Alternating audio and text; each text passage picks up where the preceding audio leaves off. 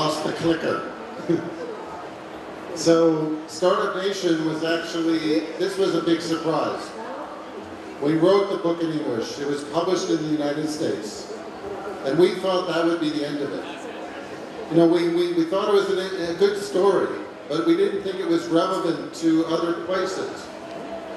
So we were very surprised when the book came out that it started getting translated into many languages. It's out in Spanish. There's a special Latin American edition of Startup Nation. It's out in Chinese and Korean and Mongolian and French, many different languages. And what we realized was that every country wants to be innovative. That's what's going on. It's not that it's such a great book, it's that everyone wants to be innovative, and they think, how do we become innovative? We need startups. And then they look to the United States. They look at Silicon Valley, and they say, wow, that's great, we want that. And then they think, oh, well, the problem is we're not the United States. You know, we can't do that. The United States, huge country. And the Israeli ambassador here told me today that President Correa has talked about the book Startup Nation and given it to all the ministers. Of course, Richard, where are you? There you are, Minister. I met in Israel. We had a very good meeting, and there's a very close connection between Ecuador and Israel, and we're very excited by that. So next slide. Next slide, please. So this is what's happening around the world. This is just some examples of all these startup organizations that different countries are creating. You know, Startup Chile, you've probably heard of Canada, many organizations, and this just shows that every country wants startups. Because startups are seen as the engine of innovation, and every country wants to be innovative. Go ahead, next one. So the other thing, though, I've noticed, I've been traveling the world for the last 5 years or so, speaking about Israel and innovation and startups. And everywhere I go, including Ecuador, of course, I saw great startups here. Everywhere I see startups. This is just one map that has thousands of startups in 52 different countries. Next slide, please. So, what's interesting about this is that we think that there's one way to do innovation, and many people have been reading the book and looking at Israel and saying, how did you do it? But the problem is that every country is different. We have a story. Our story is that we are a small country. We don't have any resources. We're in a bad neighborhood. And we decided we had to be innovative to overcome these difficulties. That's our story. Our story is about overcoming adversity, overcoming difficulties. But look at the United States. The United States is a huge country with lots of resources and friendly countries around it. Very different situation from Israel, and yet the United States built Silicon Valley. So clearly, the United States had one path to innovation, and Israel had another path. And what this shows me is that every country has its own path based on its own history, its own culture, its own geography. Like the amazing things that you have in Ecuador, that you have high mountains, and you have forests, and you have oceans, and geothermal, and all these things. Every country has its own culture and its own history, and this is what innovation is going to be built on. Next slide, please. So, but here's the problem, is that we're blind to our own strengths. We don't realize what we're good at. We take for granted what we're good at. For example, in Israel, if you go to Israel and you talk to people, high-tech companies, they'll start complaining. They'll say, oh yeah, we do startups, but why can't we build big companies? It drives Israelis crazy. We want, they keep saying, where's our Facebook? Where's our Google? Why do we only do these tiny startups? And, what they don't realize is that every other country is looking at Israel and saying, why can't we do startups? Why can't we do, so the Israelis don't realize that what they're doing is special. And I find that everywhere I go. Next slide, please. For example, when I was in Spain, everybody was complaining. They said, our economy is terrible. We don't know how to do startups. We don't like to take risks. We're not entrepreneurial. Meanwhile, I go back to Israel, and as I drive into Jerusalem, I drive under that bridge, which is designed by the Spanish architect, Calatrava. And we have 3 teenage daughters, and they shop. And, Zara, Mango, these big Spanish brands. But in Spain, they take that for granted. We couldn't build brands like that in Israel. We don't have those strengths. So one of the big problems we have is how do we actually see what we're good at? And the only way to see that is really to go outside your country and to think about, what are you better at than your neighbors are? What makes Ecuador different than the other countries around it? What makes Ecuador different than countries in Asia or whatever? Those are going to be your strengths. Next slide, please. Now, this is another interesting thing I noticed as I was traveling, is that we're all going through, when it comes to doing innovation, we're all going through the same process. Israel went through this process, and many countries are going through it now. There are basically 3 stages. The first stage is you've got startups, and there's nobody to invest in them. There's no venture capital. There's also no investment from outside, and there are no internal investors. But the startups are coming up by themselves, like from the ground. And this was happening in Israel in the 1990s. And it's a very frustrating time, because you think, how can we get noticed? How are we going to get our first big success stories? I think it's the next slide. So the first stage is you have startups and no venture capital. The second stage is that you get your first high-profile success stories. And the third stage is when you start growing and getting more mature as a system. So let me explain what I mean by first success stories. For example, for Israel, one we talk about in the book was a company or a program called ICQ. I don't know if any of you heard of it or use it. It's a chat program. That was one of the early chat programs in the very early days on the internet in the 1990s. And this company was started by a few young people in their 20s. It was a company that had no revenue, was not earning any money, but it had millions of users. And it was bought by AOL, America Online, for $400 million. And this was explosive in Israel. People in Israel saw this and said, oh my goodness, if these idiots can do it, I can do it. It was a great boost for entrepreneurship in Israel, but also it sent a signal to the rest of the world. Well, look, this big American company bought this little startup. Maybe there's something going on in Israel. We better pay attention. We might miss something. So we started getting this international attention. So this is basically the key watershed that each country is trying to get through now. How do you get those first success stories that capture people's imagination, that attract investment, and put you on the map of innovation?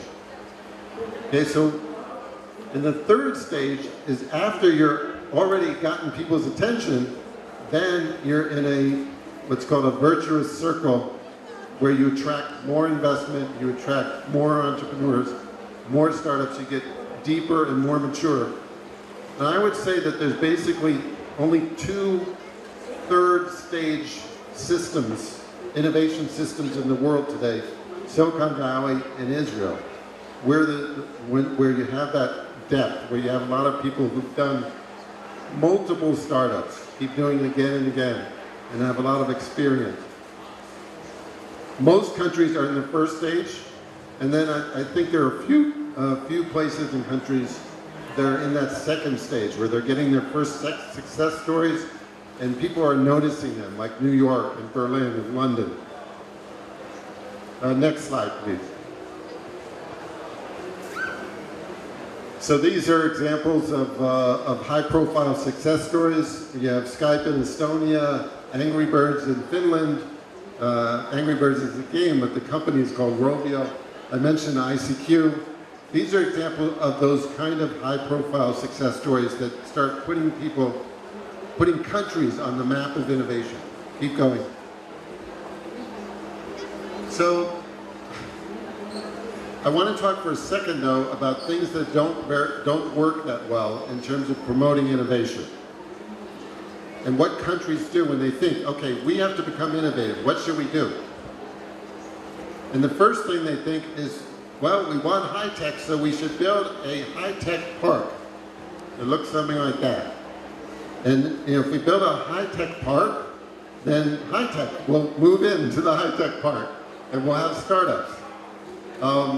The problem with that, though, is that startups don't usually like to be in tech parks. I have sometimes seen startups in tech parks, but when you look at where startups actually happen, it's going to be in the cool neighborhoods. It's going to be in the neighborhoods with energy, where you feel there's creativity, where the rents are cheap, where people want to be. They feel like there's energy.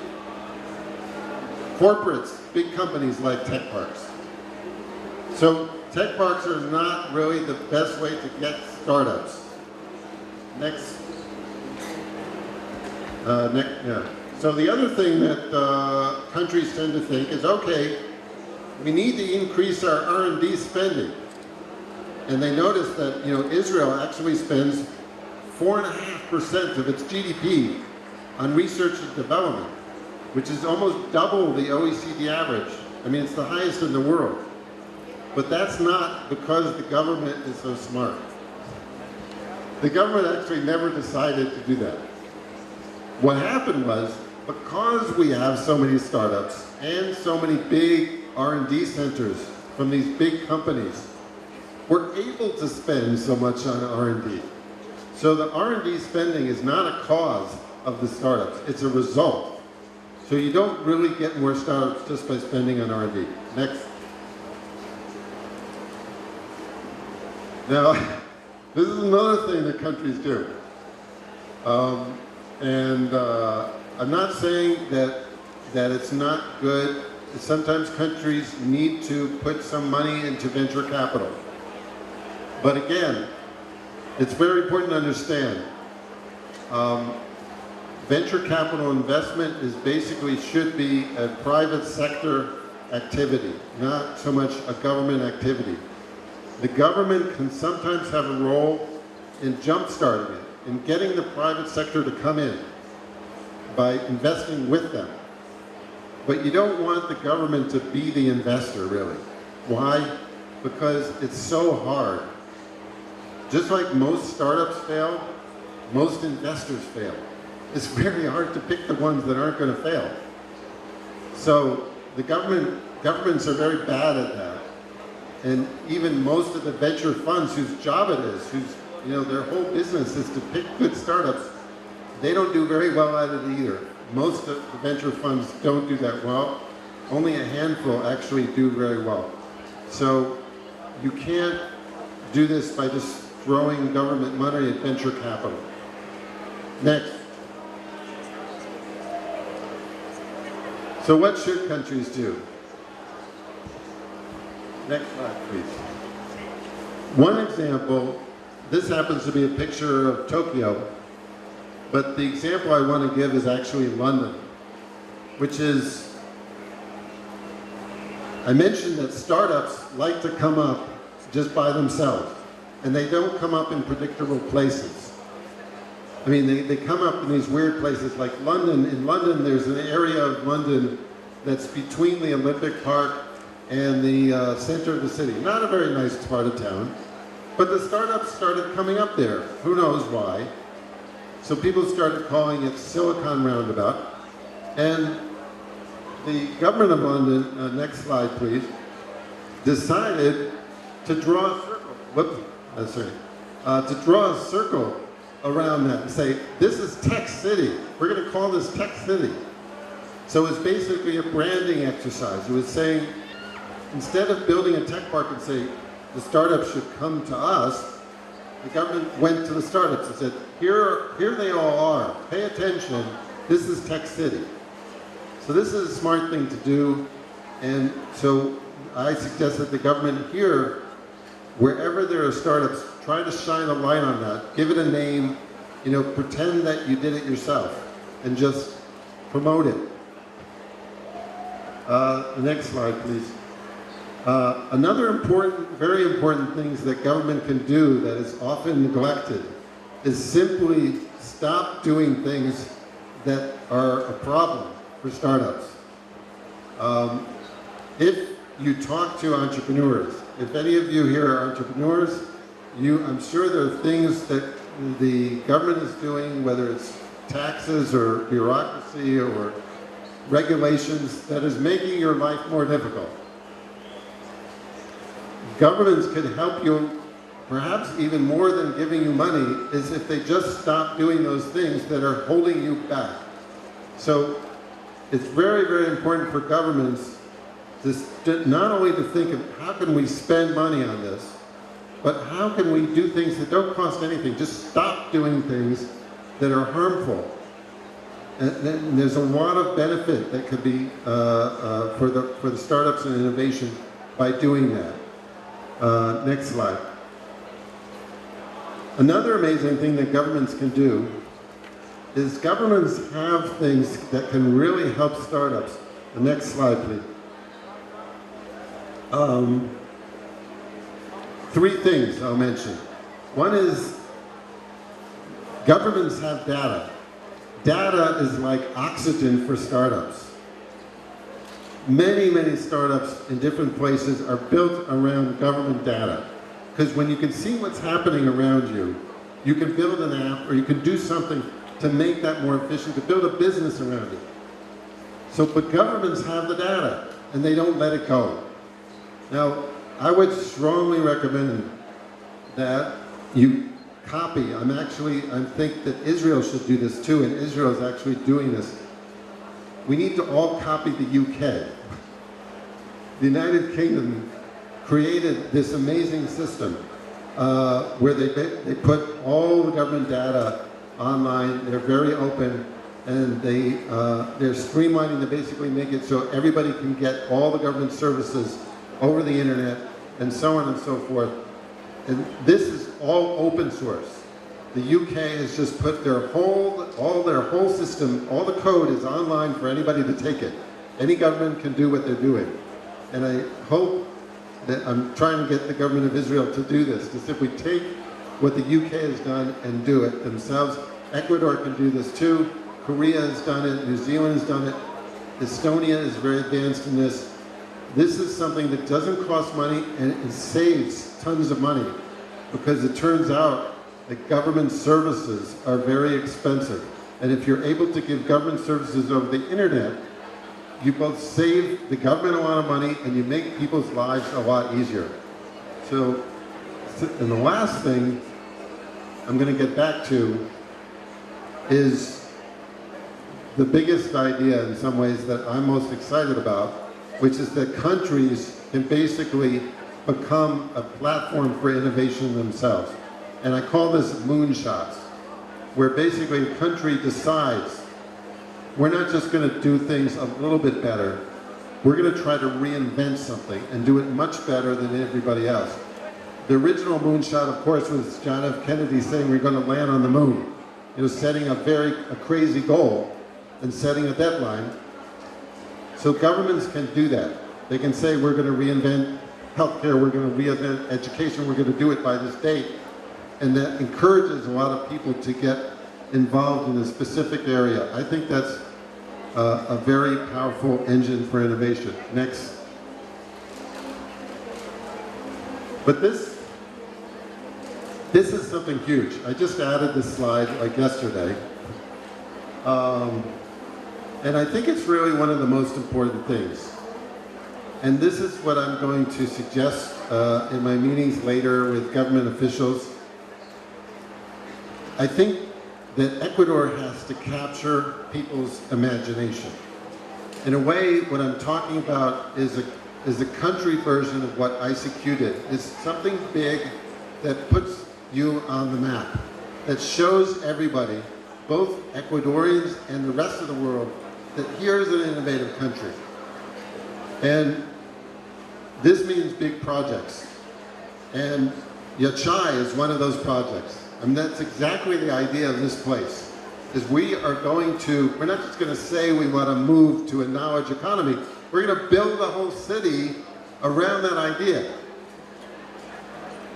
But I would encourage you to go a step further, because I think that Yachai should not only be innovative in that it's a new city and that it's built around knowledge, but that it's a new kind of city. I think it should be a car-less city, no cars. And I think that it should be a city, I did add a slide. Next slide, please. This is something called SkyTrain. It's a transportation system. It's each one of those things holds 2 people. And they can go, when they're going between cities, they can go 200 kilometers an hour. When they're going in cities, let's say 60 kilometers an hour. And this is a way to deal with the congestion in Quito. If you build a line like this between Quito and Yachai, instead of 2.5, 3 hours, it will take half an hour to get here. And this is not science fiction. This system is going to be built in Israel. It's going to be built in India. It's going to be, and it could be built in Ecuador. And this is the kind of thing that could be a game changer.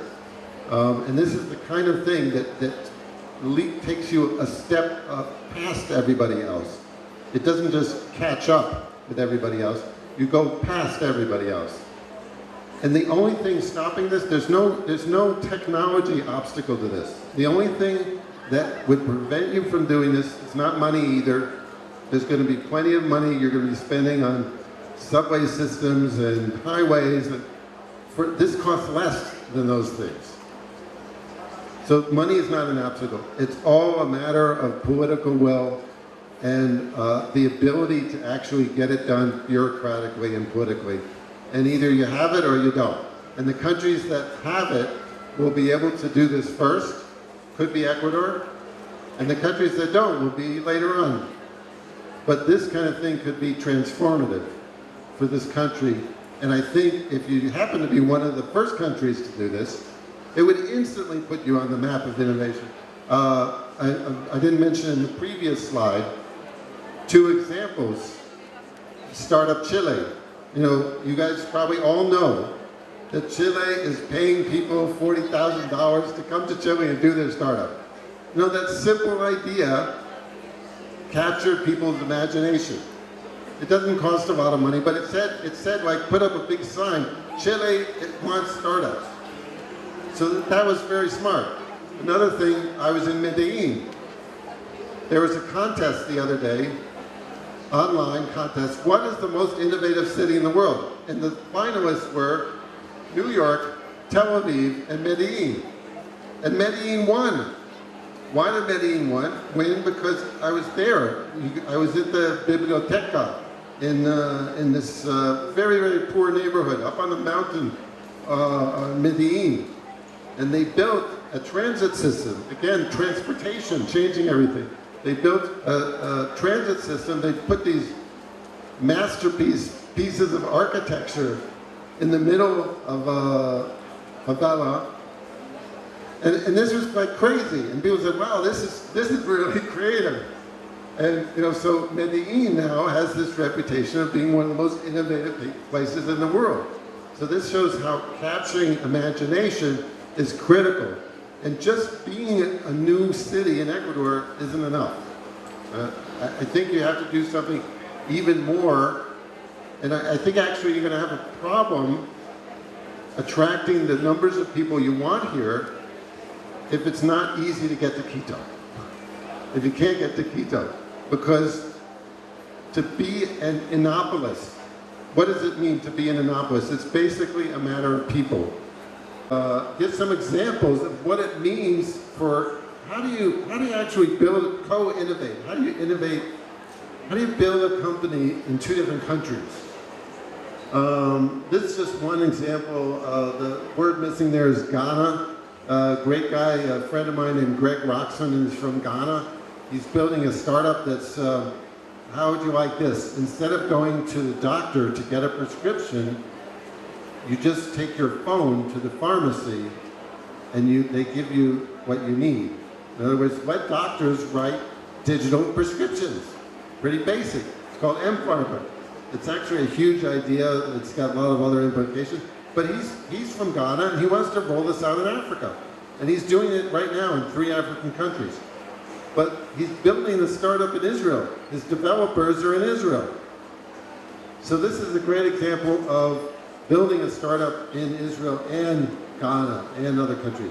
It's co-innovation. Next slide, please. Here's another one a bit closer. This is an Israeli company. Some guys from an intelligence unit that we talk about in the book, a very interesting unit called the 8200 unit that spends a lot of time trying to track people of the internet and so on. People coming from that unit, a bunch of them who like to play games, they thought, hey, we can actually do education through games, because if you take a game like chess, a strategy game, you're learning all these things that we wish we learned in school. Don't we wish we learned about decision-making, emotional intelligence, decision-making, all these things in school? We're not learning those things, but we need them in life. And you can teach those things through strategy games. So this was a tiny Israeli company that was going nowhere, basically, until a Brazilian found them. And he said, this is great, I want to take it to Brazil. And he figured out how to convince the Brazilian school system to adopt this. The Israelis would never have been able to figure that out. So this company, which now may be a global company, would not exist, basically, if it weren't for a huge Brazilian part of the innovation and a huge Israeli part. Both sides doing what they're best at. Next. Skype. I mean, this is a successful company. The founders from Skype come from 4 different countries. There were 7 founders that came from the United States, Sweden, Denmark, and Estonia. Next, please. So, we need to combine our strengths. We can do this, and the way to do it, I think, is we need to start connecting with the people around us. And for a country like Ecuador, I think it means 2 things. One is to start paying attention to the startups in countries around you. I mean, the easiest way to start is with startups in your own region. In Ecuador's case, they even speak the same language. They're not so far away. And you'll find whole worlds of great entrepreneurs and great ideas right near you. And basically, instead of trying to get critical mass only in Ecuador, do it regionally. Because the region is going to get a critical mass quicker. And I promise you that any country, and even maybe every company that does a better job of this, is more likely to succeed. Next slide, please. So build teams across countries. You're going to get more of those high-profile success stories, and you're going to reach that critical mass faster and get to that stage 3 ecosystem. Next slide, please. So I want to finish with this. Israel is very far away, but so Brazil is also very far away from Israel. And that I gave you an example of how a company could be built in Brazil and Israel. Companies can also be built in Brazil, in Ecuador and Israel. And I would also, yeah, that's my email, by the way. I don't have any cards, but you don't need my card because you got my email. That, you know, everybody wants to be in Silicon Valley, but I think it's important for us to think that it may actually be an advantage not to be in Silicon Valley. Because think about it. You know, the rest of the world is actually growing faster than the United States, than the US market. It's bigger than the US market. And there are more interesting problems that need solving outside the United States. I mean, how many apps do we need to find a better restaurant? We're kind of running out of rich country problems. The more interesting and important problems are outside of the United States, of Europe, even of Israel. And that's why it's important for Israelis to get out the door to countries like Ecuador that know and meet great entrepreneurs here and figure out great problems to solve with these entrepreneurs together. And this needs to be done, and the only way to make this happen is to go back and forth. So I really encourage you to visit Israel. I wish there were a direct flight. It's not a direct flight, but it's sort of direct through Madrid. You could go. Nice connection. Great beaches, warm place. You'll love it there. And what's great about it is you'll show up in Israel and you'll feel, if you're an entrepreneur, you'll feel at home instantly. Why? Because here's a place where it's normal to be an entrepreneur. How great is that? You know? That's why people like to go to Silicon Valley, you know, because there's so much going on. So Israel is a place like that. So you should, you know, try to find a way to come to Israel, and we need to get more Israelis coming to Ecuador, because what happens is, the way this happens is when you meet people you're excited about, and you see great problems to solve that excite you, you're going to start working together. You can't, and that's how also we overcome this problem of how do you start? Like maybe you're thinking, oh yeah, I want to do something with Israel, but how do you start? Well, you start by meeting people, and it works both ways.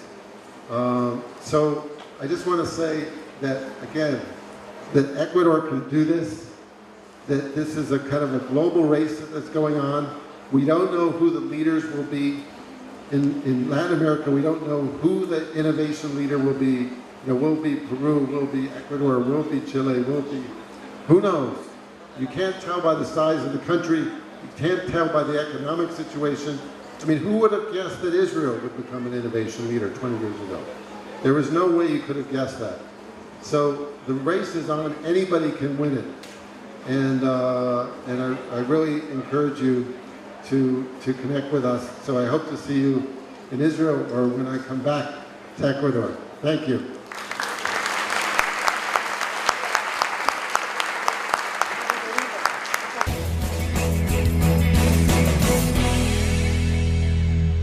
That's great, we want that. And then they think, oh, well, the problem is we're not the United States. You know, we can't do that. The United States, huge country. And the Israeli ambassador here told me today that President Correa has talked about the book Startup Nation and given it to all the ministers. Of course, Richard, where are you? There you are, Minister. I met in Israel. We had a very good meeting, and there's a very close connection between Ecuador and Israel. And we're very excited by that. So, next slide. Next slide, please. So this is what's happening around the world. This is just some examples of all these startup organizations that different countries are creating. You know, Startup Chile, you've probably heard of, Canada, many organizations, and this just shows that every country wants startups. Because startups are seen as the engine of innovation, and every country wants to be innovative. Go ahead, next one. So the other thing, though, I've noticed, I've been traveling the world for the last 5 years or so, speaking about Israel and innovation and startups. And everywhere I go, including Ecuador, of course, I saw great startups here. Everywhere I see startups. This is just one map that has thousands of startups in 52 different countries. Next slide, please. So, what's interesting about this is that we think that there's one way to do innovation, and there's many people have been reading the book and looking at Israel and saying, how did you do it? But the problem is that every country is different. We have a story. Our story is that we are a small country. We don't have any resources, sure, and its own history, and this is what innovation is going to be built on. Next slide, please. So, but here's the problem, is that we're blind to our own strengths. We don't realize what we're good at. We take for granted what we're good at. For example, in Israel, if you go to Israel and you talk to people, high-tech companies, they'll start complaining. They'll say, oh yeah, we do startups, but why can't we build big companies? It drives Israelis crazy. We want, they keep saying, where's our Facebook? Where's our Google? Why do we only do these tiny startups? And what they don't realize is that every other country is looking at Israel and saying, why can't we do startups? Why can't we do, so the Israelis don't realize that what they're doing is special. And I find that everywhere I go. Next slide, please. For example, when I was in Spain, everybody was complaining. They said, oh, our economy is terrible. We don't know how to do startups. We don't like to take.